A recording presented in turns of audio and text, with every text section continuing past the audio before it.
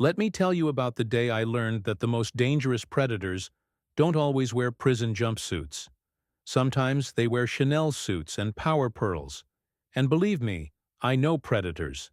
I've made a career out of hunting them. Picture this. Sarah Chen, 34, single mother of twins, recently retired from a government job that shall remain nameless. I'd moved to Riverside Estates thinking suburban anonymity would be my salvation. 3 months of hammering nails, painting railings, and assembling slides later, I had created what I considered a masterpiece, a playground that would make Walt Disney weep tears of joy. 20-foot fortress with spiral slides, rock-climbing walls, rope bridges, and a sandbox surrounded by a miniature moat. I'd spent $25,000 of my own money and countless hours perfecting every detail. That crisp October morning, as I sipped my third espresso of the day, I watched my twins Emma and Lily playing on their favorite monkey bars. The neighborhood kids had started arriving early, backpacks abandoned on benches while they explored every inch of my creation. Life felt almost normal, almost peaceful. Then came the knock that shattered everything. Ms. Chen, Margaret Blackwood, the HOA president, stood at my door, her artificially plumped lips curled into what she probably thought was a smile. "I need to speak with you regarding your structure." I'd filed every piece of paperwork 6 months ago, triple-checked the guidelines, even hired an architect to ensure compliance. This wasn't a random visit. "Of course, Margaret. Would you like coffee?" Her eye twitched at my familiarity. "This isn't a social call. Your playground violates Section 14.3.2 of our community guidelines. We're receiving complaints about noise, safety concerns, and property value depreciation." That's when she dropped the hammer. "The board met last night. We've approved construction of a premium wellness club. Your playground occupies the designated space. You have 48 hours to begin dismantling, or we'll handle it ourselves." I smiled, the same way I'd smiled at cartel lieutenants who thought they could intimidate me. "I'm afraid you'll need to take that up with my attorney. Every permit is in order. I have all required approvals." "The guidelines were revised last month," she countered smoothly. "Emergency provision. We've already authorized Damon Construction. The equipment arrives Monday." That's when I realized this wasn't about guidelines. This was personal. What Margaret didn't know, couldn't possibly know, was that I'd spent 12 years documenting crimes for the federal government. I understood paper trails, hidden agendas, and the tells that revealed when someone was lying, through their perfectly veneered teeth.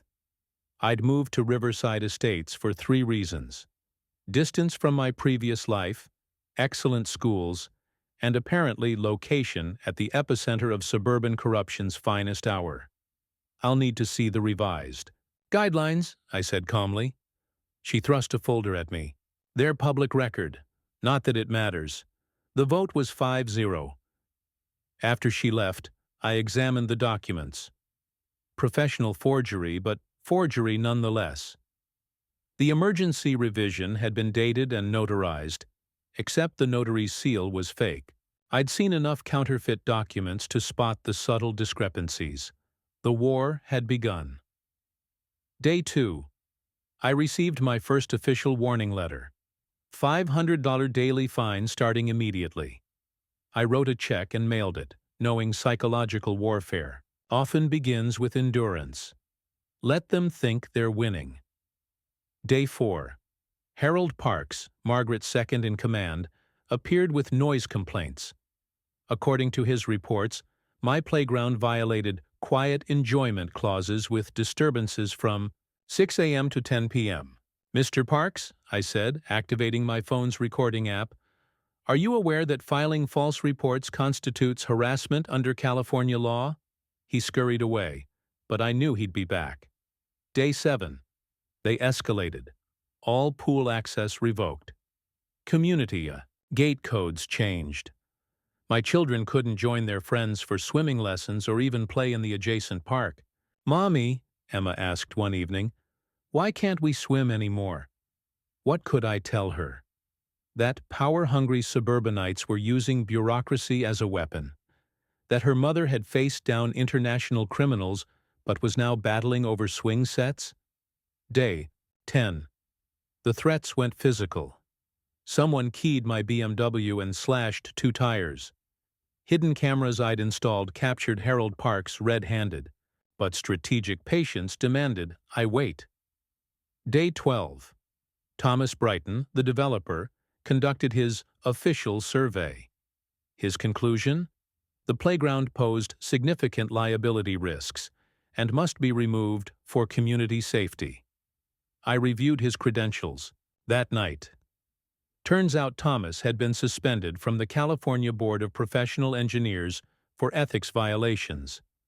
The suspension was quietly overturned after he donated heavily to the governor's re-election campaign. Funny how these patterns emerge once you know where to look. Day 15. The community meeting. Margaret orchestrated a masterpiece of suburban theater. 53 homeowners packed the clubhouse, most having received Margaret's special invitation promising important announcements affecting property values. She had props, photographs of what she termed the eyesore, property value charts showing alleged depreciation, and testimonials from concerned residents who'd mysteriously never voiced these concerns before. "Ladies and gentlemen," Margaret began, her voice dripping with manufactured concern, "we must address the rogue element threatening our community standards. Ms. Chen's flagrant disregard for proper channels has created a dangerous situation." She continued for 20 minutes, painting me as the neighborhood pariah. Each accusation carefully crafted, each slide designed to manufacture consent. I stood. Every head turned. For 6 months, I'd been the quiet new resident, the polite single mom who kept to herself. "I'd like to address these concerns," I said, my voice steady. Margaret's control falter was imperceptible to most. "Ms. Chen, this meeting isn't about individual grievances." "Actually, it is," I interrupted, "because every person here should understand what's really being proposed." I pulled out my own prepared documents. As I'm sure Margaret will admit, she and Thomas Brighton have formed 3 companies in the past 6 weeks. Riverside Property Enhancement LLC, Pinnacle Riverside Ventures, and Coastal Development Partners, all registered to Margaret's home address. The murmurs began. "Furthermore," I continued, "they've entered preliminary negotiations with Pinnacle Estates for a $75 million purchase of our community. The Premium Wellness Club they're proposing will cost each homeowner $1,200 annually for the first 5 years, during which time the private equity firm will acquire enough units to trigger forced buyouts." Margaret's face betrayed her for just a moment. Thomas looked physically ill. "Where's your proof?" Harold demanded. "I have copies for everyone," I said, producing a stack of documents. "Including the preliminary agreement Thomas accidentally left in the clubhouse copy machine yesterday." The room erupted. Questions pelted the board members from every direction. Decades of trust evaporated in seconds, but Margaret was nothing if not prepared. "Let's not let conspiracy theories derail our community's progress. These accusations are exactly what I mean about Ms. Chen's disruptive influence." Some nodded. Fear and inertia are powerful motivators. That night, someone called Child Protective Services. Anonymous tip about unsafe living conditions. I'd expected this too.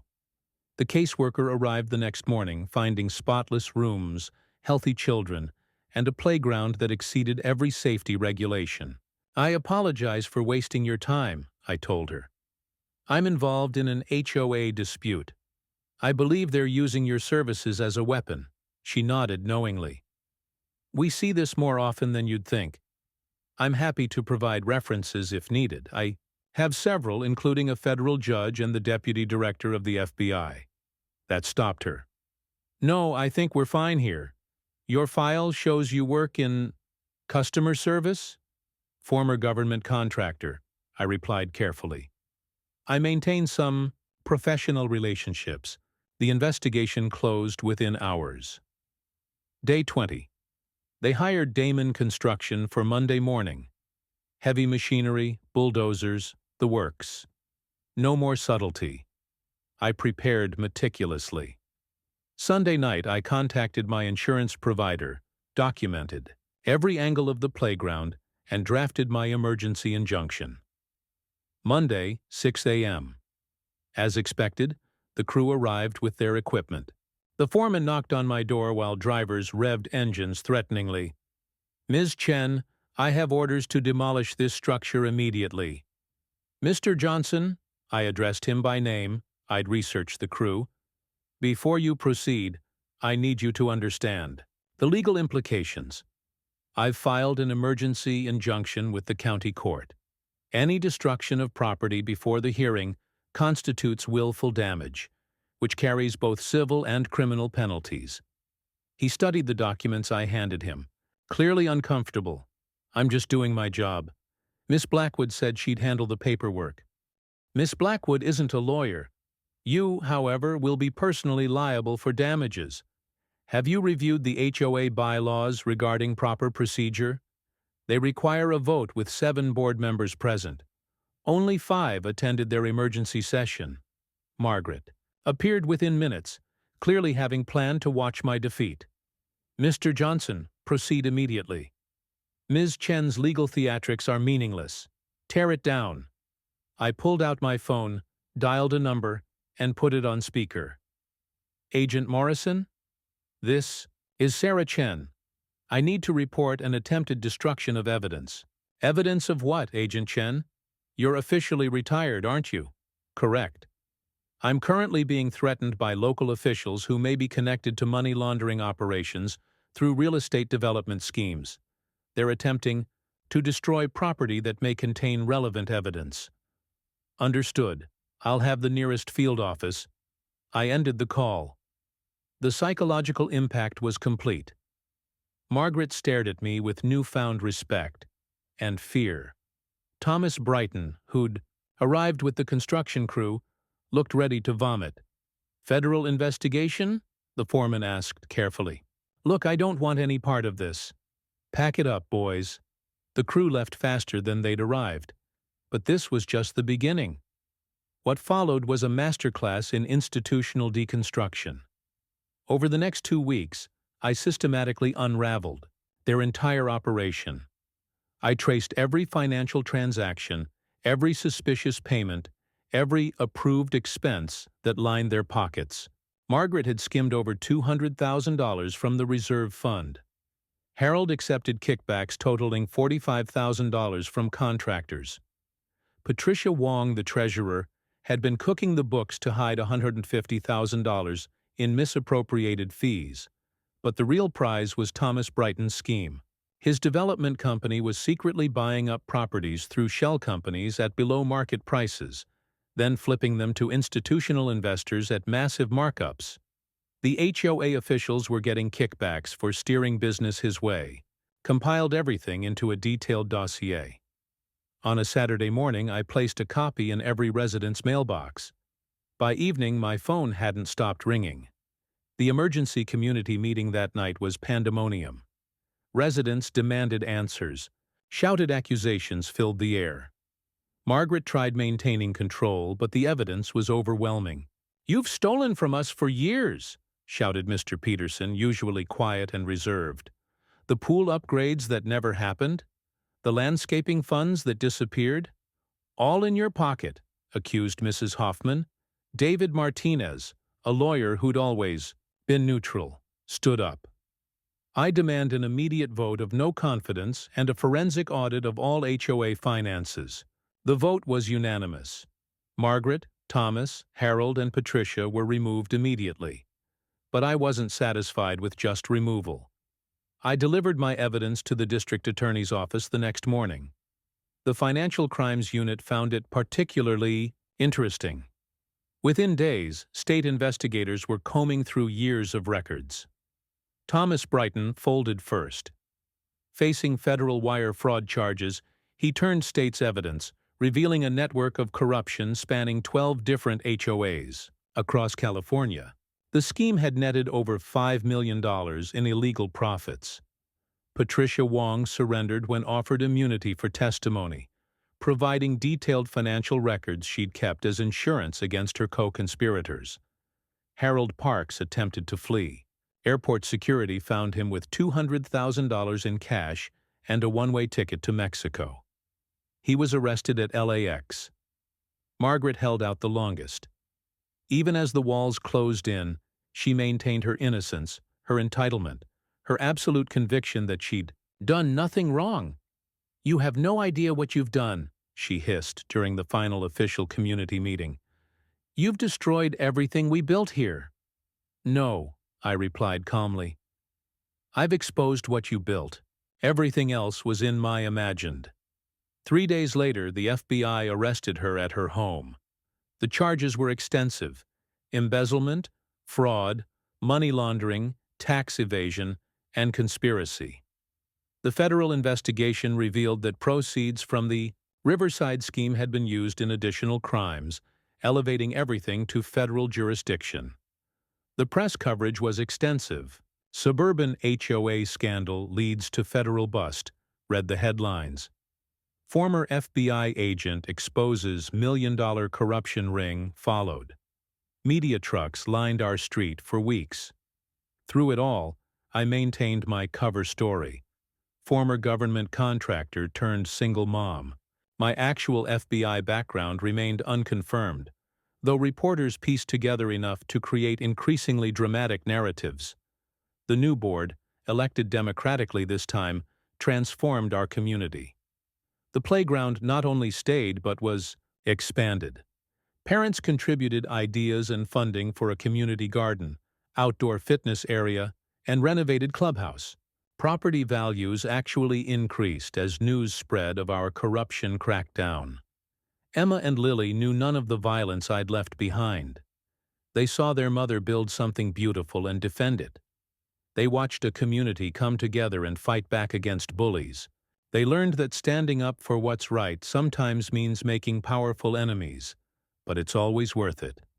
6 months later, the trials concluded. Margaret received 8 years federal prison. Thomas got 12. Harold and Patricia received reduced sentences for cooperation, but still faced significant jail time. I received letters from other HOA communities asking for advice on detecting corruption. Apparently, my particular skill set was more widely applicable than I'd realized. I politely declined formal consulting but offered general guidance on what red flags to watch for. The playground stands today, bigger and better than I'd originally envisioned. Maple trees provide shade for the sandbox area. String lights create magic in the evening. Local volunteers maintain and improve it regularly. It's become the neighborhood gathering spot, the place where children make memories and parents build connections. Every so often, new residents ask about the infamous HOA scandal. Longtime residents share the story like neighborhood legend.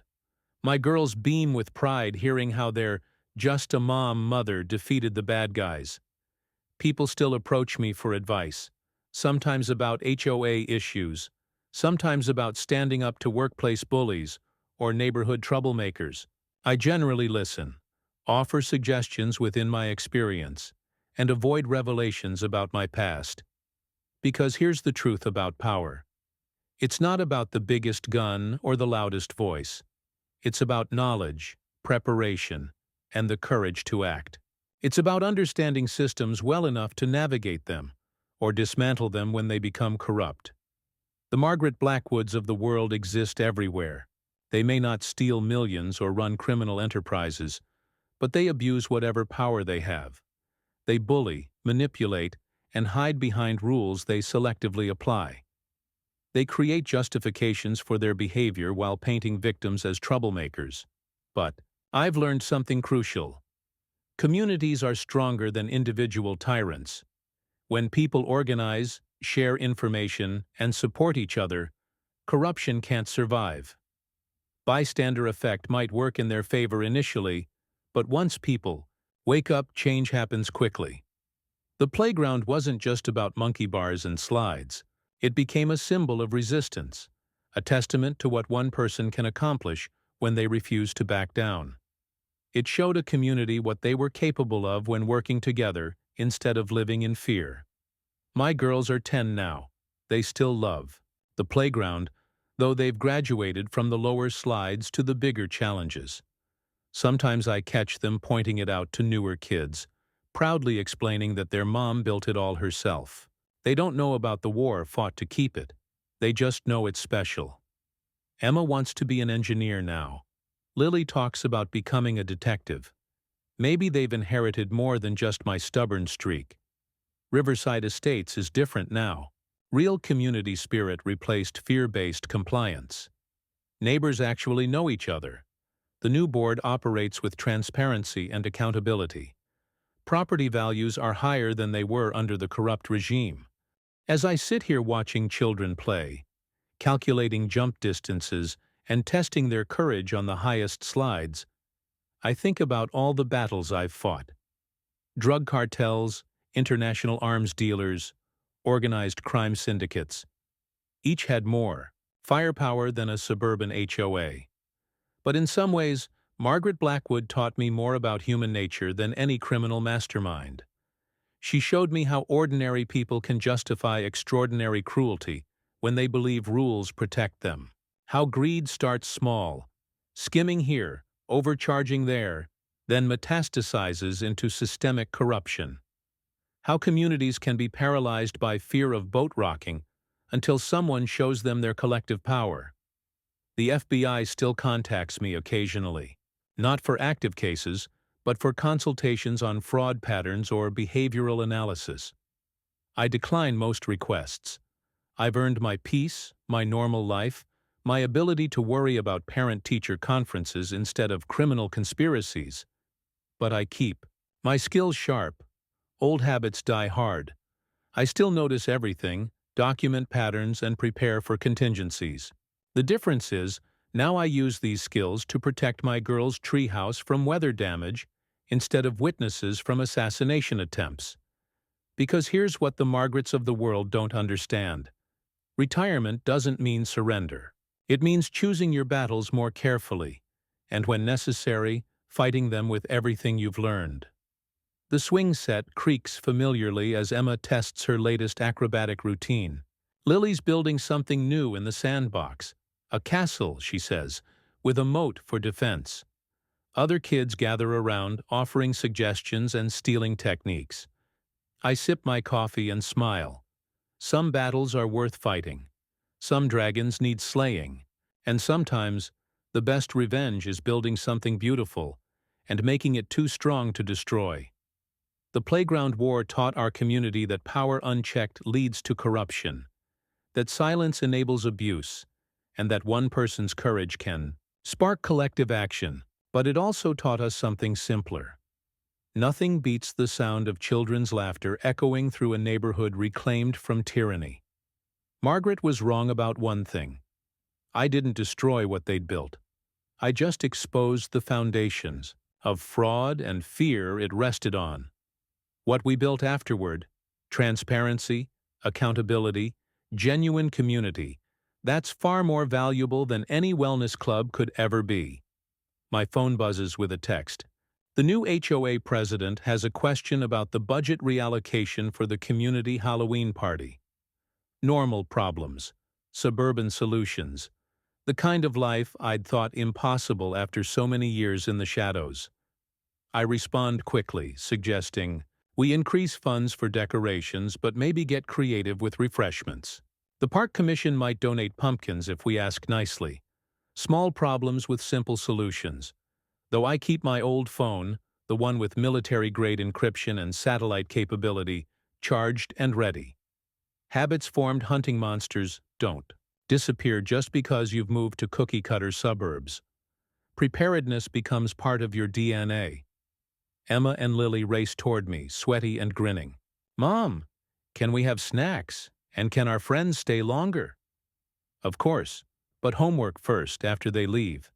They groan dramatically, but good-naturedly. They know the rules. They also know their mother doesn't back down, for better or worse. They run back to their friends. I think about the lessons we teach without trying. My girls watched me stand alone against organized opposition. They saw preparation equals power. They learned that authorities can be wrong, that rules without justice are just control mechanisms, that courage doesn't mean you're not scared. They also learned to use proper tool safety, the importance of measuring twice before cutting, and that building something beautiful takes patience and planning. Practical skills wrapped in larger life lessons. The sun starts setting, painting the sky orange and pink. Parents begin calling their children home for dinner. The playground empties gradually, leaving just my girls and their two best friends. I think about the other battles I've fought. Secret wars that can't be discussed. Enemies that remain unnamed. Wins that go unacknowledged except in classified reports. The playground war was different, public, personal, and ultimately transformative for an entire community. Thomas Brighton entered prison 3 months ago.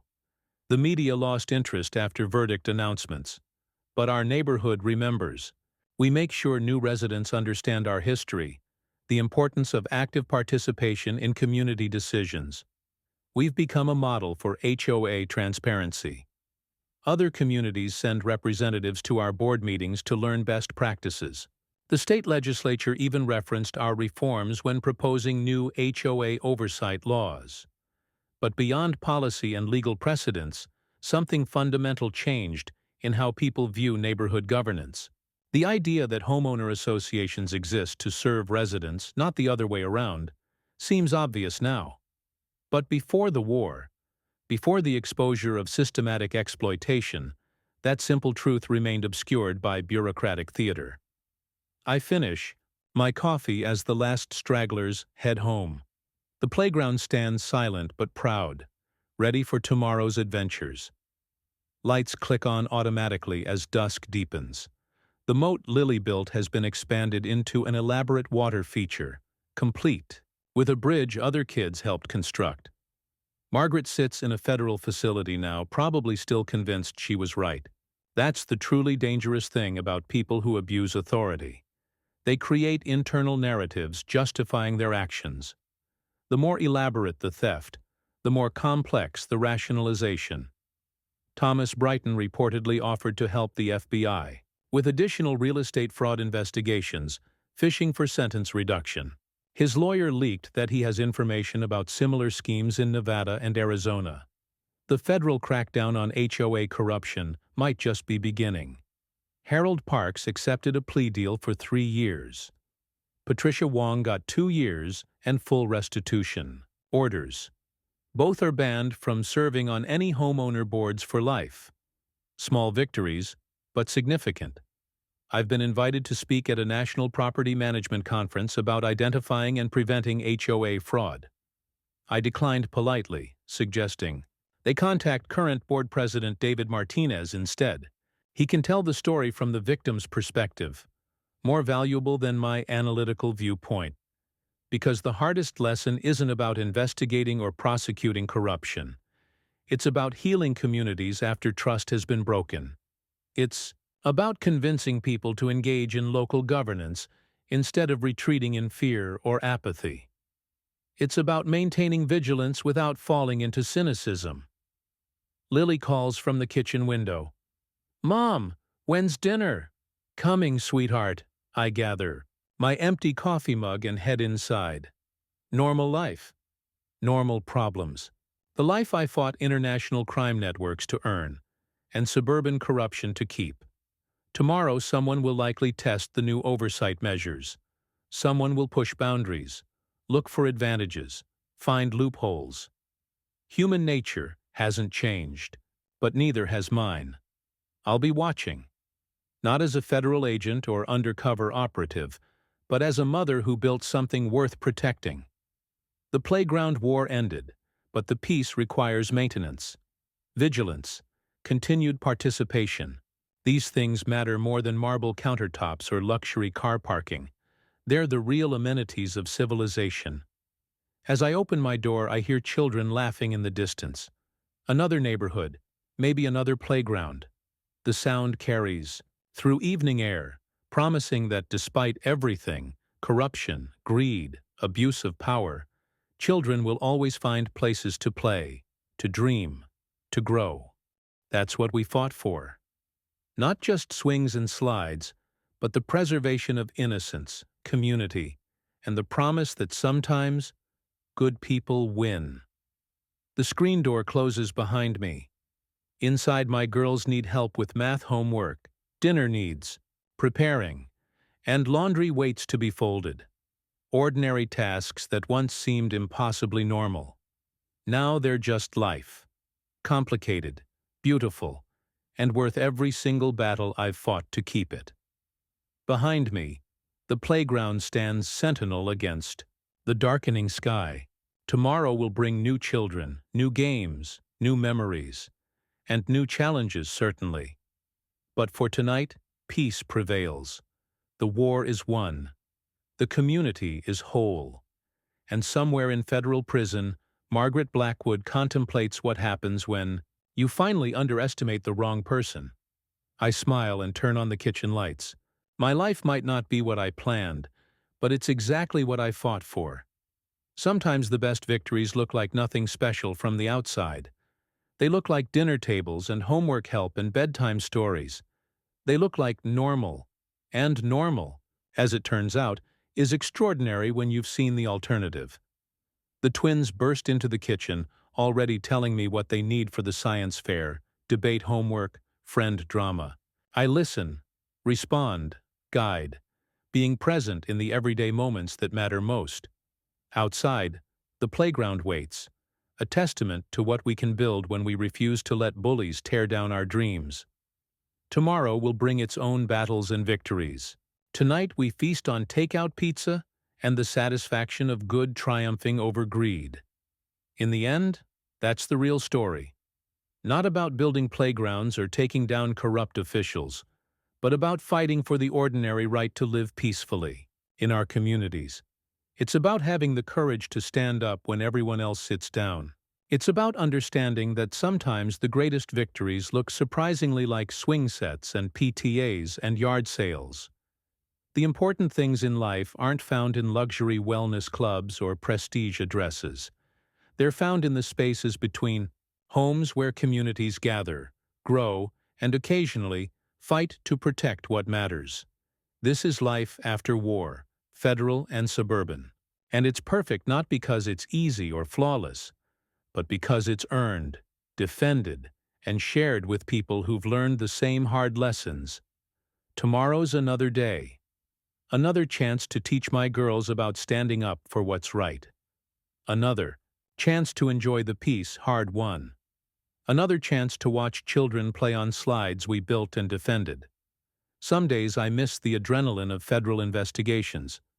Some days I remember the weight of knowing my work saved real lives from real monsters. But most days, I'm grateful for the simplicity of knowing my most important job is being Emma and Lily's mother in a community we helped heal. The playground war wasn't just about defeating corruption. It was about proving that one person's refusal to back down can transform an entire neighborhood. About demonstrating that preparation and courage can overcome organized opposition. About showing my daughters, and myself, that peace is always worth fighting for. And sometimes, just sometimes, you win. As I help my girls finish their homework, I think about the question Thomas Brighton asked in his interrogation. Why did you care so much about a playground? I didn't answer then. The federal context wasn't about suburban politics, but the answer was simple. Because playgrounds represent possibilities.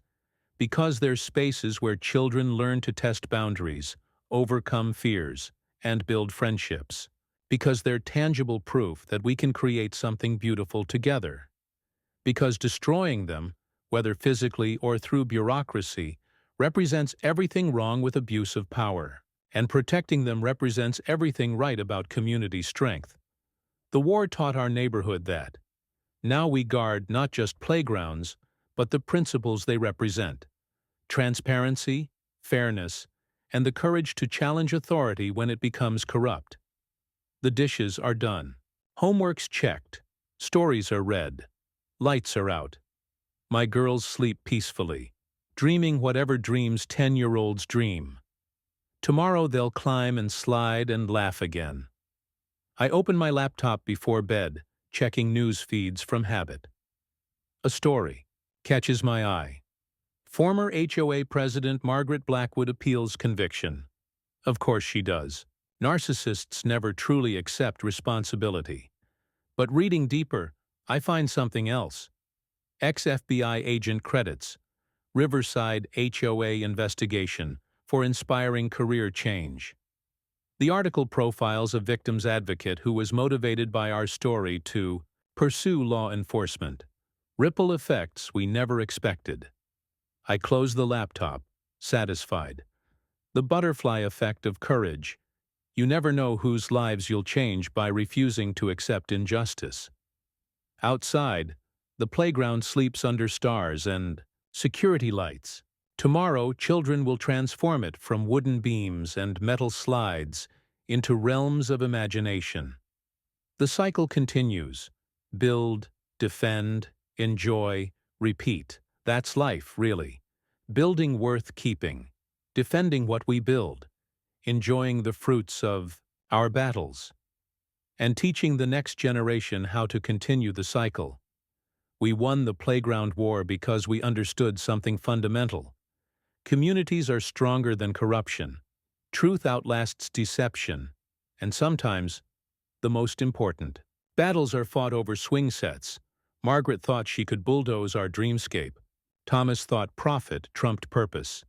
They learned otherwise, though the lesson cost them dearly. Harold and Patricia learned that keeping quiet about corruption makes you complicit. Hard truths, but necessary ones. I drift off thinking about tomorrow's parent-teacher conferences, grocery lists, and whether the oak tree needs trimming before winter. Ordinary concerns for an ex-agent who once knew Moscow safe houses better than local grocery stores. But ordinary has its own kind of extraordinary. It requires defending, maintaining, and appreciating. The small victories, successful book reports, neighborhood potlucks, safe places for children to grow. These are what we actually fight for, even in federal investigations. Dawn will bring new challenges.